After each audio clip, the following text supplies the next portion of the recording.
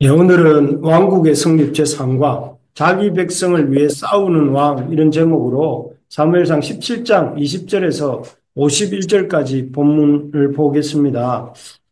여러분 지난주에 우리는 여기 흰옷을 입은 수염이 난 분이 사무엘 선지자인데 이 사무엘 선지자가 이새라고 하는 사람의 집에 가는 걸 보았습니다.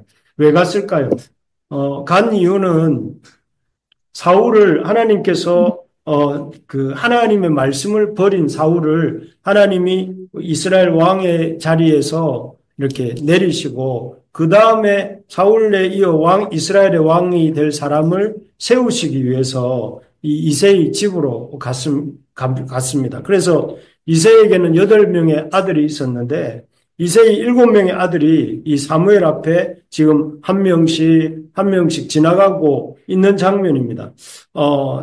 이 엘리압, 제일 첫째가, 마지가 엘리압, 둘째가 아미나답, 셋째가 삼막, 뭐 이런 순서로 사무엘 앞을 지나갈 때에 사무엘의 마음에 어떤 생각이 들었냐면, 저 중에는 왕이 될 만한 사람이 있네. 키도 크고 또 용모도 잘생기고. 그래서 사무엘이 기름 부을 만한 사람이 있다고 본인은 생각을 했습니다. 그런데 하나님께서는 그 7명이 다 지나가도록 이렇게 아무에게도 그 누구에게도 기름을 부으라고 하나님이 말씀하시지 않으셨습니다. 그러자 사무엘이 당황했습니다. 왜냐하면 7명이나 지나갔는데 자기 생각에는 이 중에 한 명이 있을 것 같은데 하나님이 말씀하지 않으시니까 좀 당황하면서 이새에게 묻습니다. 이 사무엘은 이새의 아들이 몇 명인지 정확하게 모르고 있었어요. 그래서 이 아들들이 전부 다이냐 이렇게 물었을 때에 이새가 대답을 하죠. 한 명 더 있다.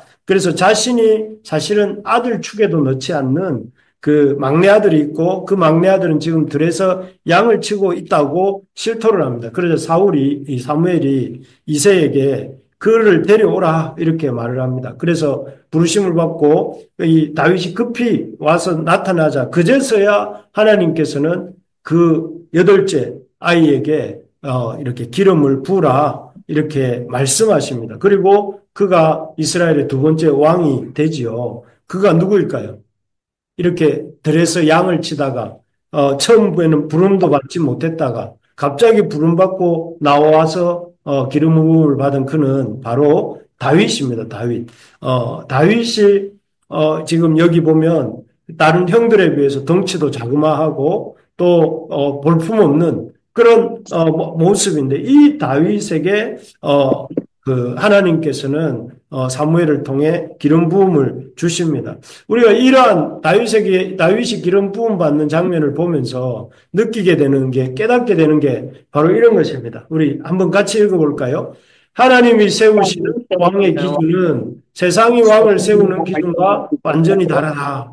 예, 여러분 요즘 우리나라에도 이렇게 최고 지도자를 뽑는 그런 과정들이 지금 진행되고 있는데 세상에서는 그 왕을 뽑을 때 어떤 기준을 가지고 뽑았는가 하면 당시로 볼 때, 사무엘 시대 당시로 볼 때 어떻습니까? 첫 번째 초대 왕 사울을 보면 알지 않습니까? 그는 키도 크고 덩치도 좋고, 그러니까 외모가 아주 출중하고, 2번째로 스펙이 좋습니다. 그의 가문이 좋았고, 그리고 또 결정적으로 그의 성품, 뭐 이렇게 성실하고 착하다, 뭐 예관상 그래 보였죠. 그런 것들을 보고 왕을 뽑았습니다. 왕이 될 만하다고 생각을 했습니다.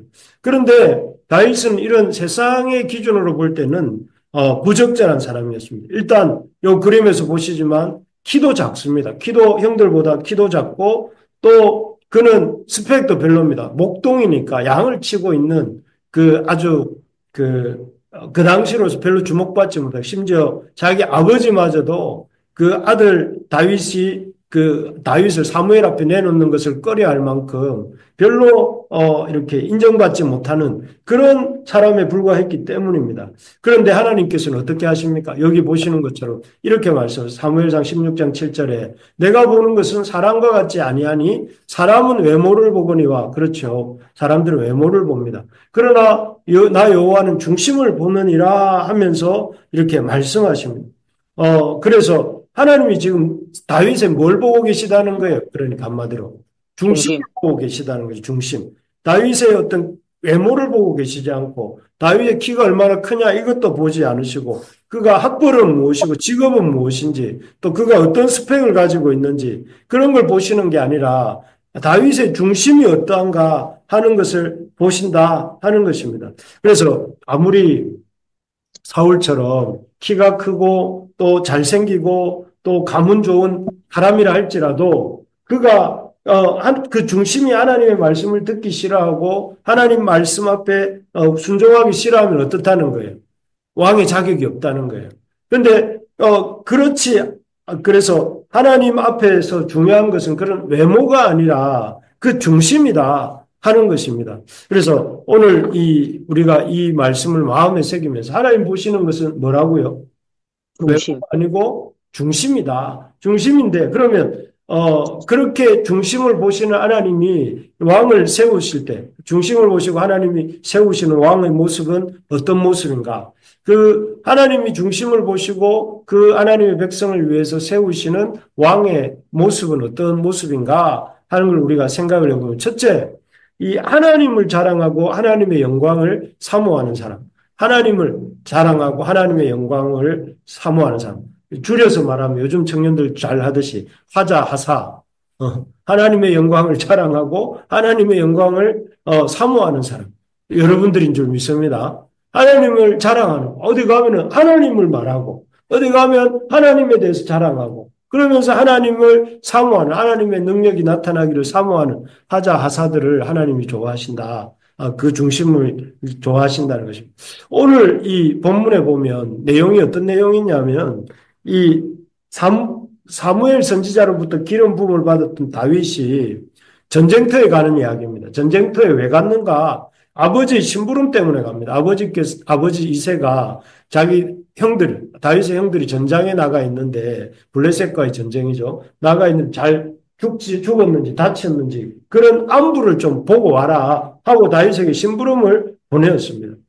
그래서 다윗은 그렇게 자기가 치고 있던 양들을 놔두고 이렇게 전쟁터에 가게 되죠. 참 이걸 보면 다윗이 여전히 뭐 하고 있었습니까? 우리가 정치. 기름 부음 받았다는 걸 우리가 봤는데 그 16장에서 왕으로 기름 부음 받았으면 대단한 사건 아닙니까?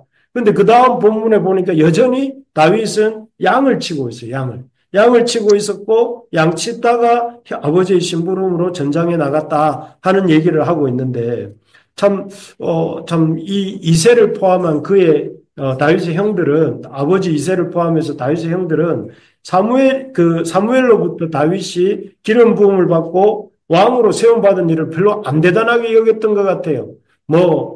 그냥 해프닝 정도로 생각을 하고 있었던 것 같습니다. 그런데 참 이게 세상이 하나님의 사람들을 대하는 방식입니다. 세상 사람들이 하나님의 백성과 하나님의 백성들 안에서 일어나는 일을 어떻게 생각하느냐 하면은 하찮게 생각합니다. 그래서 우리 안에 성령의 기름 부으심으로 말미암아 하나님이 우리 안에 이루시는 일들이 지금도 있어요. 그런데 그런 일들을 참 이렇게 사람들은 가볍게 별로 대단치 않게 여기고 약간 평가절하를 하려고 하는 경향이 있습니다. 그러나 그들이 다윗의 형들과 다윗의 아버지가 다윗에게 하나님이 왕으로서 기름 부으신 일을 하찮게 여겼지만 다윗은 어떻습니까? 다윗을 통해서 이스라엘의 역사가 바뀌죠. 다윗이 왕으로 기름 부음을 받고 왕이 된 후에는 이스라엘의 역사를 이렇게 바꾸고 이스라엘의 역사만 바뀝니까? 인류의 역사가 바뀝니다. 다윗을 통해서 그리스도가 오시니까 그러니까 참 세상이 이 하나님을 믿는 백성들 안에 하나님을 통하여 일어나는 일들을 별로 대수롭지 않게 여기고 하찮게 여긴다고 하더라도 우리가 그런 세상의 우리에 대한 평가를 너무 연연하여 할 필요가 없다. 세상은 우리가 하는 일들을 가소롭게 여기고 별로 대단하지 않게 여기고 그냥 아주 이렇게 별것 아닌 것처럼 취급한다 할지라도 우리 안에 일어나는 일들이 세상을 바꾸고 우리를 바꾸고 우리의 역사를 바꾸고 세상을 바꾸는 그런 큰 일이다 하는 것을 여러분들이나 제가 보아야 됩니다. 그래서 여기 이 자리에 모여서 예배드리는 것도 별거 아닌 것 같지만 하나님 앞에서는 어마어마한 일이라는 것을 여러분들이 알 수 있기를 소망합니다. 어쨌든 이렇게 아버지의 심부름으로 전쟁터에 있는 형들에게 안부를 물으러 간 다윗이 놀라운 장면을 목격하는데 무엇이었습니까? 거인 골리앗이 나와가지고 거의 3m에 가까운 그 어마어마한 체격을 가진 골리앗에 의해서 하나님과 하나님의 백성들이 모욕을 당하고 수치를 당하고 있는 장면입니다. 아주 이렇게 그 골리앗이 40일을 조석으로 아침과 저녁으로 나와서 이스라엘 백성들을 압도하면서 아주 이렇게 이스라엘 백성들을 궁지에 몰고 있었는데 그 대단한 사울 왕과 그의 아들들과 나머지 이스라엘 모든 장수들이 아무 말도 못하고 있었어요. 위축되어 있었어요. 그런데 다윗은 어떻게 했느냐면 이렇게 말을 합니다. 우리 이 할례 받지 않은 여기부터 한번 읽어볼까요? 시작. 이 할례 받지 않은 블레셋 사람이 누구이기에 살아계시는 하나님의 군대를 모욕하겠느냐. 다윗은 소년인 다윗이었지만 하나님과 하나님의 군대가 모욕받는 일에 대해서 다윗의 마음이 방금 읽은 구절에 어떤 마음이 느껴집니까, 여러분? 그냥 다윗의 이 말 속에서 여러분들이 느껴지는 감정이 무엇입니까? 이 할례 받지 않은 블레셋 사람이 누구이기에 살아계신 하나님의 군대를 모욕하겠느냐? 이 블레셋 사람이 누구이기에 하나님을 모욕하느냐? 하는 그 거룩한 그 분노, 의분, 이런 아주 이렇게 이런 것들이 이 속에서 다윗의 마음 속에서 심히 감정이 격동하면서 이 의분이 일어나고 있는 것을 볼 수가 있습니다. 이게 바로 하나님이 다윗을 이스라엘의 두 번째 왕으로 세우신 이유입니다. 아버지도 또 형제들도 주목하지 못했던 목동이자 소년인 다윗을 주목하시고 이스라엘의 두 번째 왕으로 세우신 이유가 바로 이 말씀 속에 있습니다. 이 말씀 속에. 누구이기에 이 블레셋 사람이 누구이기에 살아계신 하나님의 군대를 모욕하느냐. 이게 아까 말했던 하나님을 자랑하고 하나님을 영광을 사모하는 사람 다윗의 마음이었습니다. 그래서 하나님은 이런 마음을 가진 사람을 이 성경 역사에 보면 계속 찾으세요. 하나님은 하나님을 자랑하고 하나님의 영광을 사모하는, 어디든지 하나님의 영광이 나타나기를 바라는 그런 사람들을 하나님 보시고 그런 사람들을 통해서 하나님이 일하신다 하는 것입니다.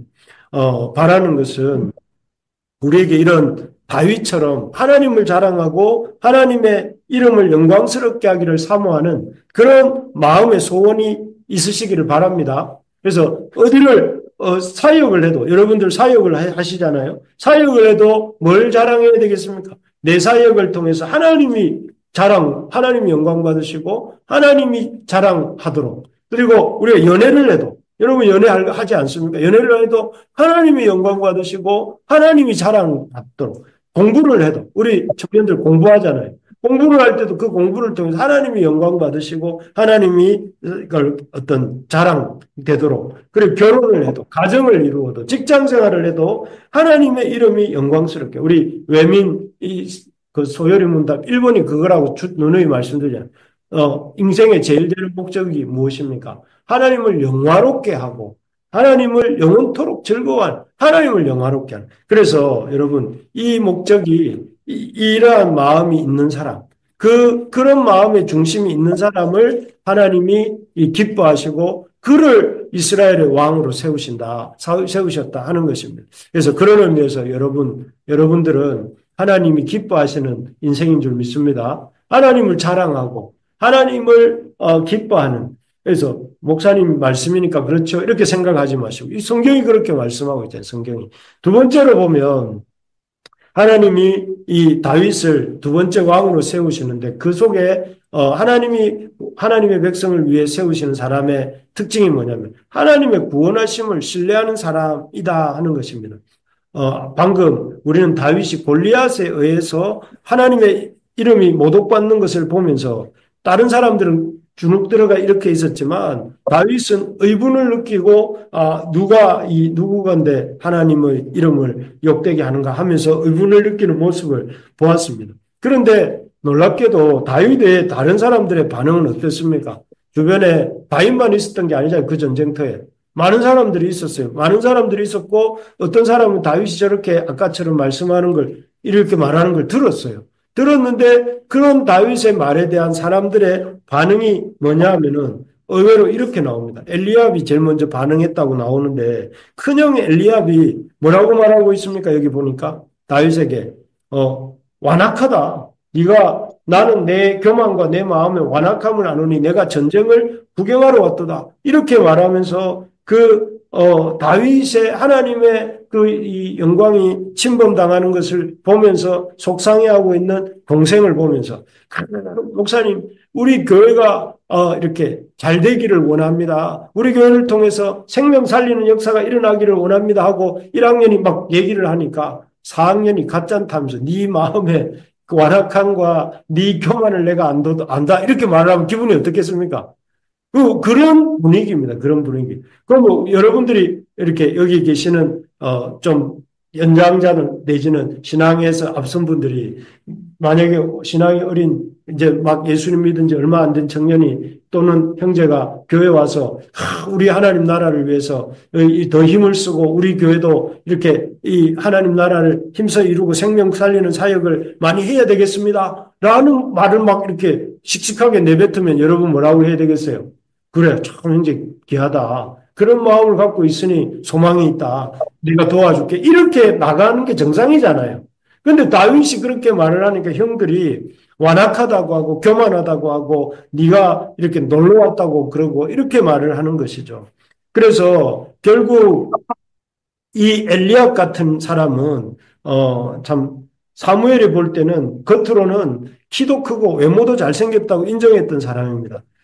그렇게 사무엘이 볼 때 왕이 될 만한 사람이라고 여겨졌던 엘리압이 이런 말을 하는 오히려 골리앗에 대해서 의문을 느끼는 다윗을 꾸짖는 그 엘리압을 보면서 참 우리가 알게 되는 게 무엇이냐면은 하나님의 역사의 가장 큰 장애물, 하나님의 역사의 큰 장애물은 어떤 것이냐면은, 믿음으로 살려고 하는 사람들을 이렇게 자꾸만 끌어내리려고 하는 이런 사람들입니다.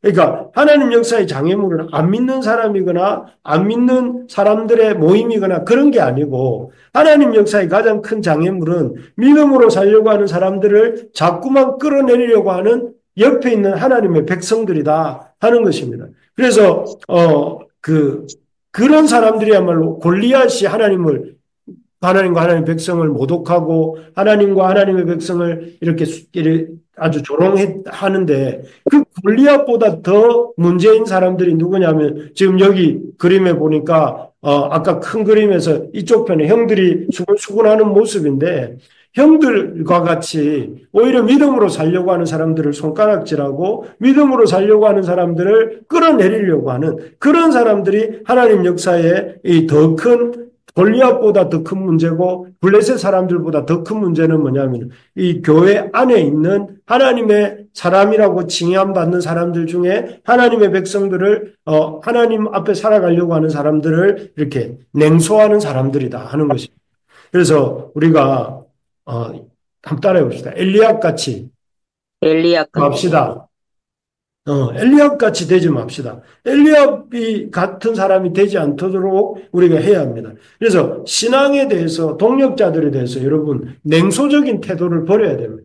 뭐 지까짓게 이런 식의 생각을 이렇게 버려야 됩니다. 그리고 그런 태도를 버리고 그런 사람들을 향해 하나님을 향한 믿음을 가져야 됩니다. 하나님이 일하시면 아무리 골리앗 같은 대적이라 할지라도 하나님께서 능히 심판하시고 하나님은 구원을 주실 수 있다. 맞습니까? 틀립니까? 맞지 않습니까? 아무리 골리앗같이 대단해 보이는 대적이라 할지라도 하나님께서 일하시면 하나님께서 심판하시고 하나님께서 하나님의 백성 구원을 주실 수 있다 하는 그런 믿음을 여러분이 가져야 됩니다. 아무리 큰 문제라도 하나님이 일하시면 하나님은 그 문제를 해결하시고 그 대적을 심판하시고 하나님 백성의 구원을 주실 수 있다 하는 것을 믿어야 돼요. 믿을 뿐만 아니라 여러분 어떻게 될까요? 그렇게 믿고 나가는 사람을 보면 냉소하지 말고 아주 빈정거리지 말고 여러분 그런 사람들을 보면 우리가 같이 기도합시다. 하나님이 일하시면 얼마든지 이 문제도 해결하실 수 있습니다. 누가 그렇게 말을 하면 이런 식으로 말하면 안 되고 그런 사람이 있으면 격려해주고 맞다. 우리가 하나님을 믿고 하나님 안에서 그렇게 한번 해봅시다. 라고 말하는 사람이 우리가 되어야 된다 하는 것입니다. 그래서 바라는 것은 저는 우리 부르심의 가족들에게 가족들 한 사람 한 사람이 하나님은 구원을 주시는 여기 나오지 않습니까? 하나님인 구원자이심을 믿는 사람이시기를 바랍니다. 그래서 참 문제가 있을 때 서로의 믿음을 격려하고 또 서로를 믿음 안에서 지지하면서 믿음의 말을 하는 참 맞습니다. 믿음으로 한번 해봅시다. 어렵지만 믿음으로 한번 도전해 봅시다. 믿음으로 하면 됩니다. 이렇게 말을 하는 우리 부르심의 사람들이 되기를 바랍니다. 그래서 그런 일을 우리가 해나갈 때 하나님 그런 사람을 하나님의 왕으로 하나님의 사람으로 하나님이 쓰시는 그런 사람이 되게 하시는 거예요. 그래서 우리가 첫째는 하나님 앞에서 우리가 뭐라고 했습니까?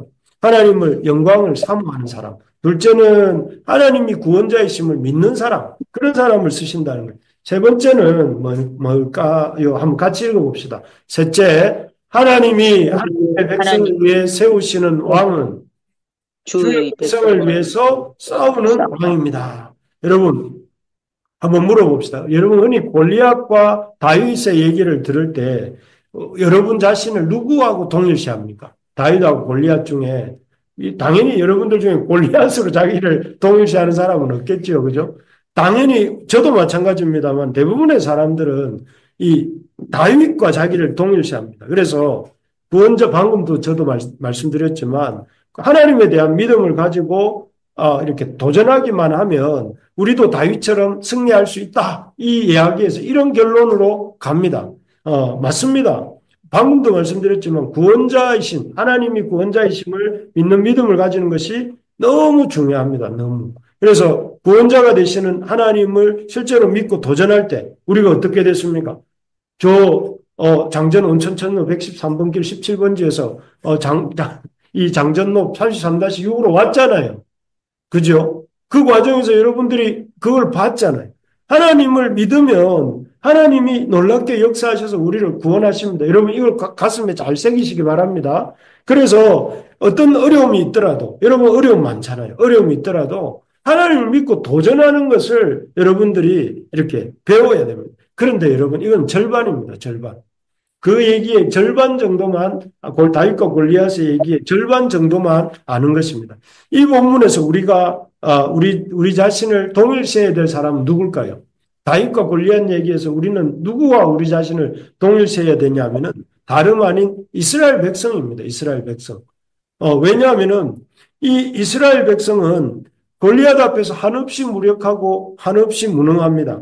골리앗이 앞에서도 말씀드린 며칠 동안 이렇게 조석으로 나왔다고 했습니까, 제가? 40일이라고 했습니다, 40일. 40일 동안 나올 동안 이 40이라는 숫자가 만수잖아요. 4 곱하기 10이니까 4는 땅의 수고 10은 만수니까 너무 말할 수 없을 땅에서는 이렇게 보낼 수 있는 시간 중에 가장 오랜 시간 동안 골리앗이 등장했고 그만큼 이스라엘 백성은 낙심했다는 거예요. 그러니까 이스라엘 백성들이 얼마나 골리앗 앞에서 위축되었는가를 보여주는 것입니다. 그래서 얼마나 그 골리앗 앞에서 위축되었는지 골리앗과 싸우려고 하는 사람도 없었고 심지어 방금 본 것처럼 골리앗하고 싸우려고 하는 다윗마저도 끌어내리려고 하는 이런 모습을 보았습니다. 이런 것을 보면서 참 우리가 깨닫게 되는 거예요. 이스라엘이 자신들을 구원할 능력이 있었습니까? 없었습니까? 없잖아요. 그죠? 구원할 능력이 있었으면 4, 50일 안에 뭔가 해결책이 나왔겠죠. 그리고 또 자기들은 자신들을 구원할 능력이 없다 할지라도 다윗이 등장했을 때에 다윗을 통해서 하나님 우리를 구원하실 수도 있겠구나 하고 인정하고 깨달아야 되잖아요. 그것도 깨닫지도 못해요. 이게 이스라엘의 상태입니다. 이 구원에 대해서 하나님의 구원에 대해서 아주 무능하고 무지한 상태에 있는 그 상태가 이스라엘의 상태입니다. 그리고 그런 상태야말로 우리의 상태입니다. 우리는 우리 이 죄의 종이 되어서 그 죄에게 묶여 있는데 그 죄된 우리의 상태를 우리의 힘으로는 해결할 수가 없어요. 구원을 우리의 문제, 우리 인생의 문제를 어떤 해결할 수 있는 능력이 없어요. 구원에 대해서 무능해요. 저도 마찬가지고 여러분도 마찬가지고 구원에 대해서 우리는 무능해요. 그리고 우리가 구원 얻을 길이 무엇인지도 알지 못해요.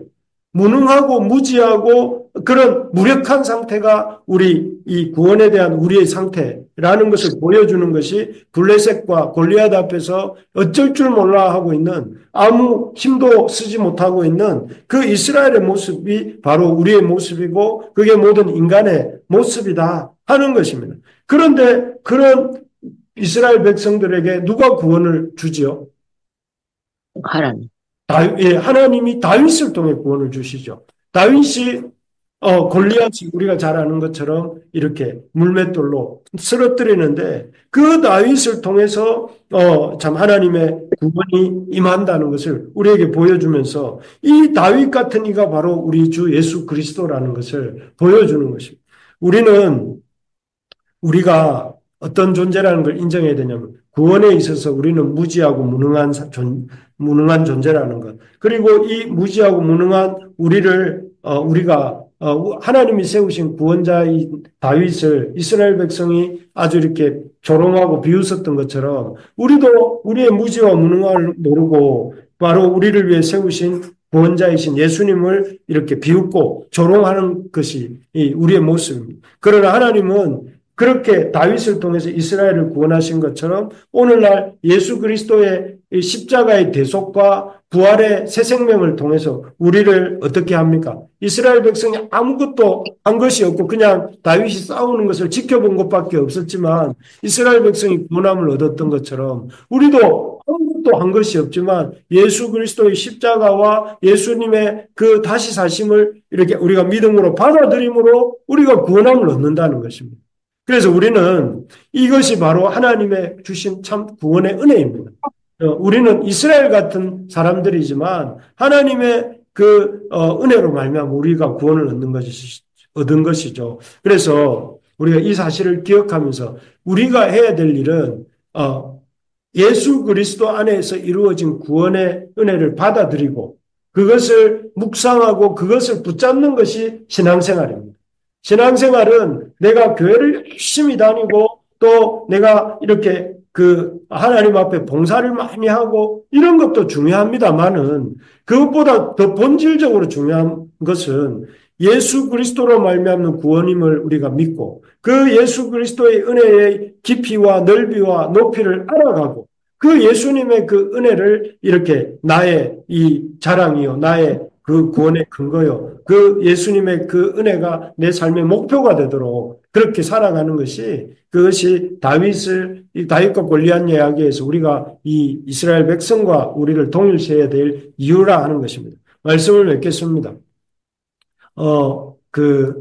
하나님이 그 백성을 위해 세우시는 그 왕의 중심은 어떤 것이라고 했습니까? 하나님을 자랑하고 하나님을 영광을 사모하는 사람. 하나님을 사랑하고. 그래서 여러분, 우리 하나님 자랑합시다. 하나님이 이렇게 하셨습니다 하고 자랑하고 다니면 좋겠습니다. 하나님은 구원하시는 분이시다. 이것을 신뢰하는 사람. 그리고 주의 백성을 위해서 싸우는 왕이신 우리 주님을 믿는 사람. 그 사람이 하나님이 쓰시고 기뻐하시는. 여러분, 예수님을 구주로 고백하는 거 하나님 기뻐하십니다. 하나님이 하신 일을 높이는 것이 되는 것이기 때문에 그렇습니다. 예수님을 이렇게 찬양하는 거 하나님 기뻐하십니다. 왜냐하면 하나님이 하신 일을 높이는 것이기 때문에.